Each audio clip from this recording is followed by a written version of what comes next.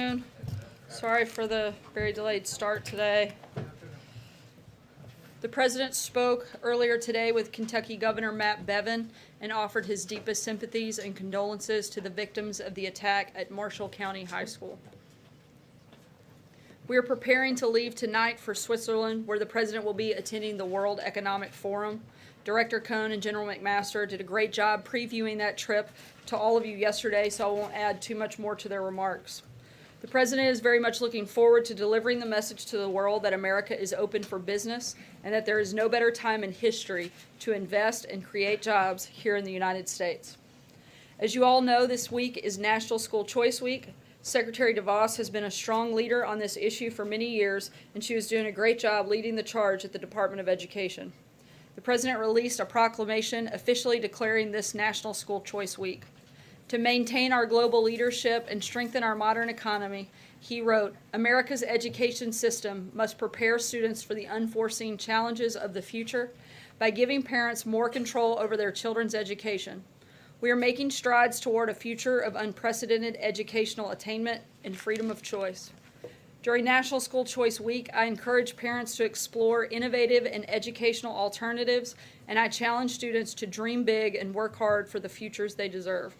I also urge state and federal lawmakers to embrace school choice and enact policies that empower families and strengthen communities. On the nominations front, we were pleased to see the Senate confirm the President's highly qualified nominee to chair the Federal Reserve, Jerome Powell. We're also pleased that the President's HHS Secretary nominee, Alex Azar, cleared his final procedural hurdle in the Senate on a bipartisan basis. We look forward to Mr. Azar's confirmation so we can continue working to lower healthcare costs and increase the quality of care for all Americans. Finally, before taking your questions, I'd like to deliver a statement and update regarding the path forward on immigration. Last fall, the White House sent Congress a list of the core reforms necessary to fix our immigration system. These reforms were assembled in coordination with frontline law enforcement officers and career public servants who know what is necessary to keep America safe. Since that time, President Donald J. Trump and his administration have hosted dozens of meetings with Republican and Democrat leadership and rank-and-file members of the House and Senate to discuss these reforms and find a bipartisan path forward. Based on these negotiations, the White House will release a legislative framework on Monday that represents a compromise that members of both parties can support. We encourage the Senate to bring it to the floor. This framework will fulfill the four agreed-upon pillars: securing the border and closing legal loopholes, ending extended family chain migration, canceling the visa lottery, and providing a permanent solution on DACA. After decades of inaction by Congress, it's time we work together to solve this issue once and for all.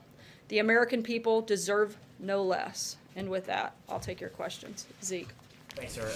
First on that immigration announcement, does that legislative framework you said as a permanent solution for DACA, does that include a path to citizenship for the recipients?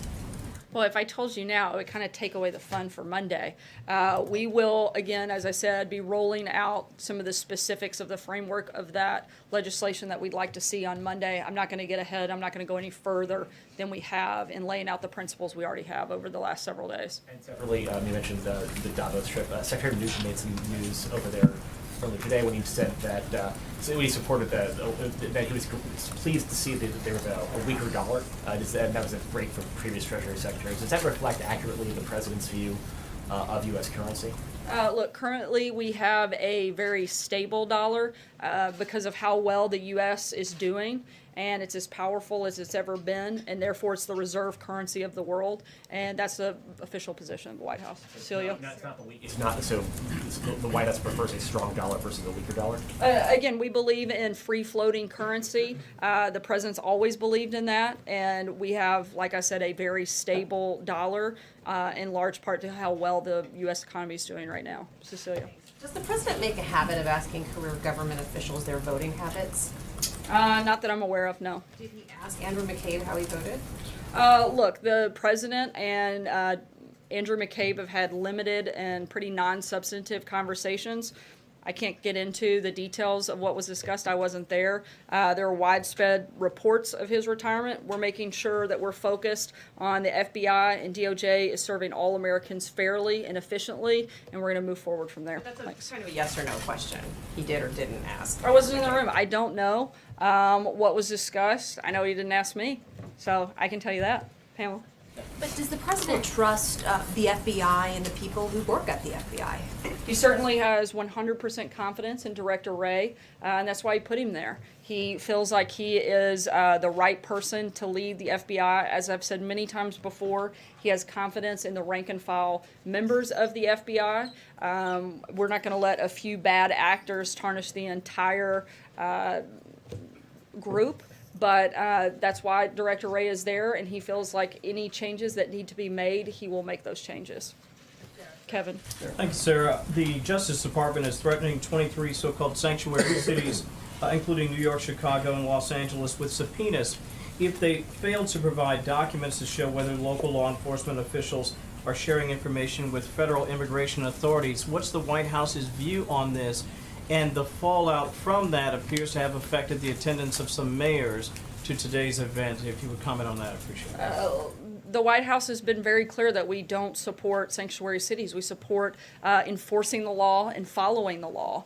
And that is the Department of Justice's job, is to do exactly that. And if mayors have a problem with that, they should talk to Congress, the people that pass the laws. Department of Justice enforces them, and as long as that is the law, the Department of Justice is going to strongly enforce it. How will that impact the White House's relationship with some of the larger city mayors in this country, with whom this White House is pledged to not only work hand in hand on some major policy issues, in particular with infrastructure? Look, we would love to be able to work with these mayors, particularly on issues like infrastructure and other things, but we cannot allow people to pick and choose what laws they want to follow. If we have a country with no laws, then nothing matters. So we cannot allow a few individual people to decide that they don't want to follow the rules.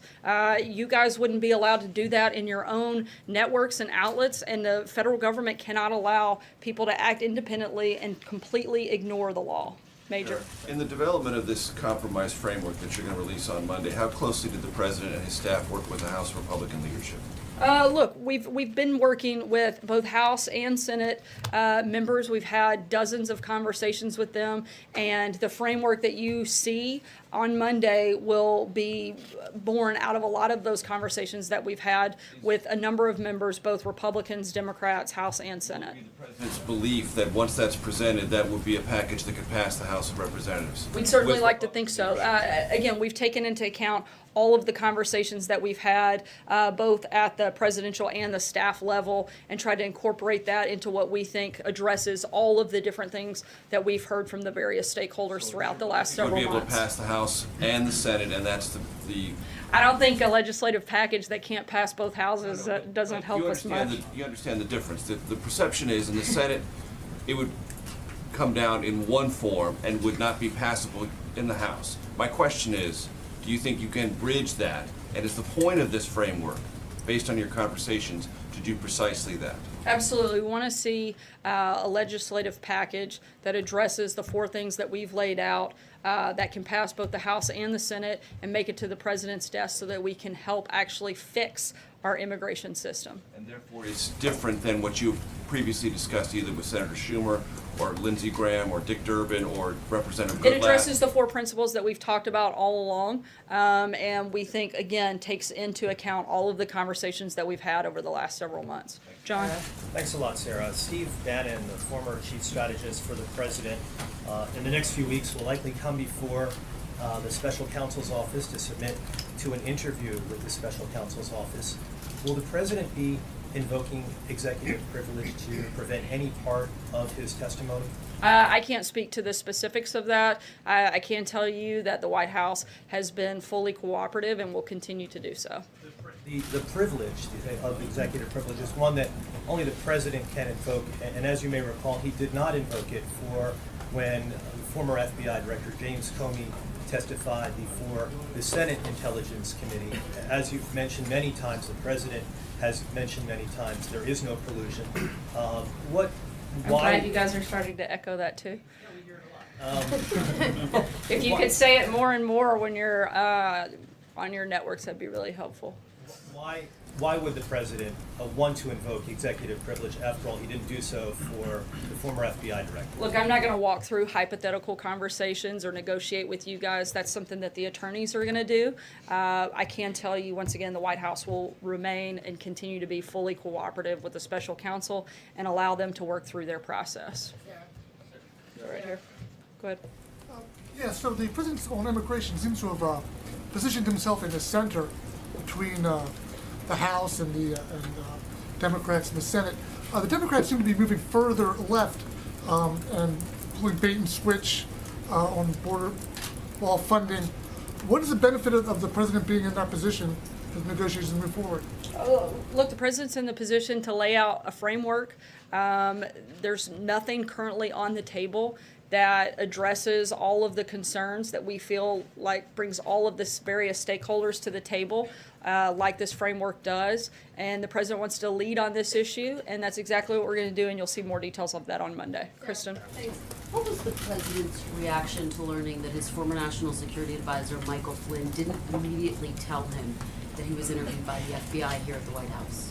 Look, as you know, I'm not going to get into the details of anything on this case. If you have specific questions on that, you'd have to reach out to the special counsel. Frustrated by that? I haven't spoken to him about that specific Last time issue. as he spoke with Michael Flynn? I'm not sure. And does the president still think that Michael Flynn is a quote-unquote wonderful man? I haven't asked him since he made that statement. One final question, Sarah. You told Cecilia that you hadn't asked the president whether he asked how Andrew McCabe had voted. That's one of the stories that's the leading story of the day. You didn't talk It's to not the the leading president? story that most Americans care about. to the president about one of the even big all of the stories? polling that any person in here would take, I very seriously doubt that any person in America would list that as an issue they care about. And frankly, that's what we're focused Can you on. ask him and get us an answer? I'll let you know. John? Thank you, Sarah. Two brief questions. First, housekeeping matter. It has been reported unofficially that the president will host French President Emmanuel Macron and his wife at his first state dinner coming up this April, I believe.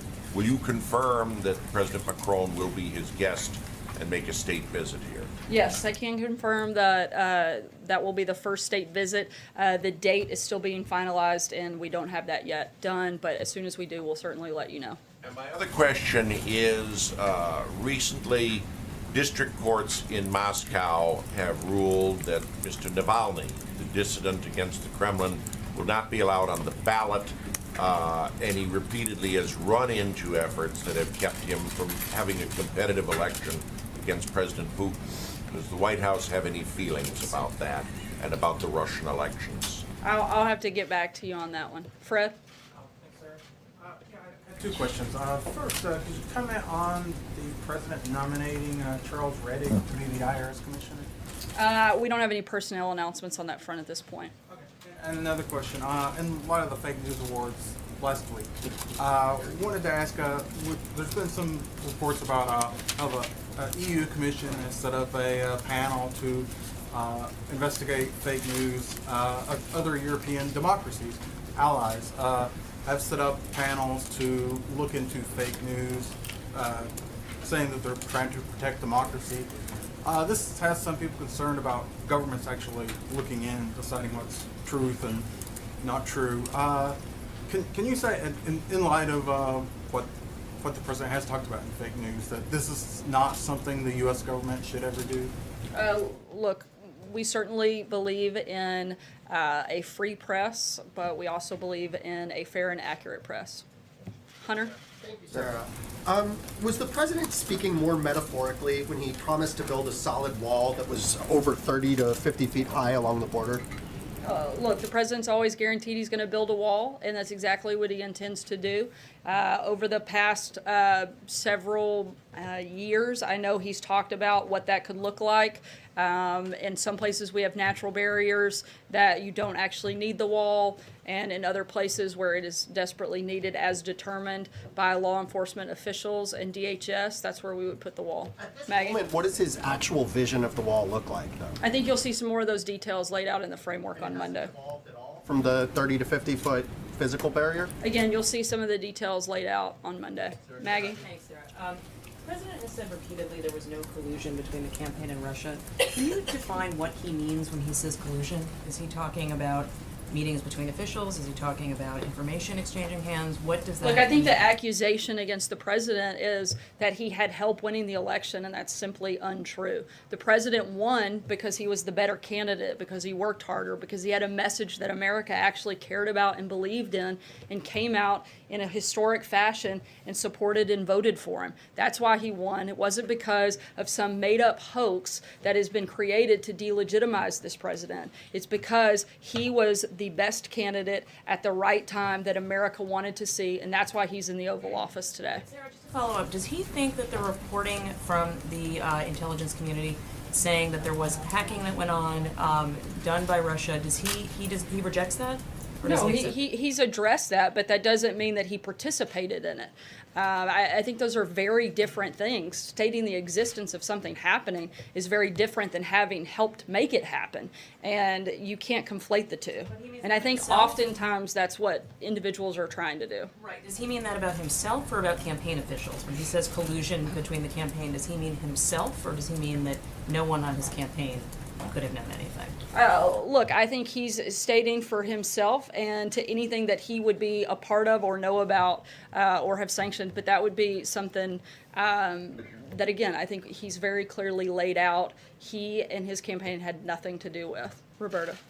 Sarah, you talked about the stability of the U.S. dollar, but today when Secretary Mnuchin spoke about the U.S. dollar, his remarks sent the dollar down to a 3-year low. So I'm wondering whether the White House has concerns about the way he casually talked about the value of the dollar, and whether you can say unequivocally whether the White House believes in a strong dollar policy. Yeah, as I said, we also believe in a free-floating currency, and that's always been the president's belief. We still very strongly believe that we have a stable dollar, and that that's a good thing, and that's why it is the reserve currency. I don't have anything else further to add on that front. Sajir? Thanks, Sarah. Does the White House still maintain its commitment to Representative Meadows and to Senator Tom Cotton that they would have a consultation and sign off on any bill, and were they consulted in this legislative training? Again, we've been consulting with both of those individuals as well as a number of other members of Congress and incorporated a lot of those thoughts and ideas into this framework that you'll see on Monday. Take one last question, Peter. Sarah, let me ask you. On Tuesday, it was a high school in Kentucky. Monday, a school cafeteria outside Dallas, a charter school parking lot in New Orleans as well. There have been 11 shootings at schools in the first 23 days of this year. In October, after the Vegas shooting, you said it was an unspeakable tragedy from that podium, said it was a day for consoling survivors and mourning those who we lost. But you said there's a time and place for political debate. What has the president done in the time since October to try to prevent any of these shootings from taking place? Look, I think first and foremost to recognize that any loss of life is incredibly sad, and any shooting at any school across this country is something that should never happen. Students fearing for their lives while they're attempting to get an education is unacceptable, certainly in this administration and by this administration. The president believes that all Americans deserve to be safe in their schools and in their communities. We've had 2 years of increased violence prior to the president taking office. We've tried to crack down on crime throughout the country. The president instructed his administration to make the recent crime wave a top priority. Some of the things that they've accomplished in that process and been focused on is they've charged more defendants with violent crime offenses than in any year in decades. They've charged the most federal firearm prosecutions in a decade, and they've convicted 1,200 gang members and took down numerous drug trafficking organizations, all in an attempt to help create safer and better communities and certainly safer schools. Thanks so much, Wait, guys. Sarah, to be clear, you said we all agree that we want students to be safe at schools. That's not in dispute. And we all agree we don't want there to be crime. But what is the president specifically doing? You guys said at the time today was not the day, but we should have these Look, policies. I just read off a lot of the things that he's doing. We should have a policy conversation. So the question is, what is the policy the president's willing to pursue or actively direct others to pursue to help make sure that these students are safe. Look, I know the Department of Justice instructed ATF to do a thorough review on a number of firearm provisions. That is ongoing, and it will be submitted to the Office of Management and Budget. We're going through that process. That policy review and that policy discussion is taking place. At the same time, the President has instructed the Department of Justice to crack down and make the crime wave that took place long before the President ever came into office a major priority. And you're seeing that happen. You're seeing a Department of Justice that is being active, empowering its law enforcement to crack down on crime. And that's what those results that I just read out to you show, is that they're putting a focus on that. Shootings seem to be their own category. We agree we don't want crime. I think they're part of a crime wave, absolutely. I don't think you can completely separate the two. They are a part of domestic violence, and I think that it certainly would be part of a crime wave that we are focused on addressing, and you can see some of the things that we've done since taking office. For the nation and tell Americans how he feels about this issue and try to do what he can with the bully pulpit I think to help. he has, Peter. I mean, to sit there and question, I'm sorry, hold on. I was polite and let you finish, I'll but listen. let me be very clear on this. The fact that you're basically accusing the president of being complicit in a school shooting is outrageous. It's his advertisement that accuses the Democrats of being complicit on a different topic. I'm not accusing the president of anything. Ignoring I'm the fact concerned of the about safety students and in America security who of our wanna know what he's borders gonna is do. very different. The president has been very clear and instructed the top law enforcement agency in this country to crack down on crime and to do everything they can to prevent these types of things. We've talked about it here numerous times, and we're going to continue moving forward in that process.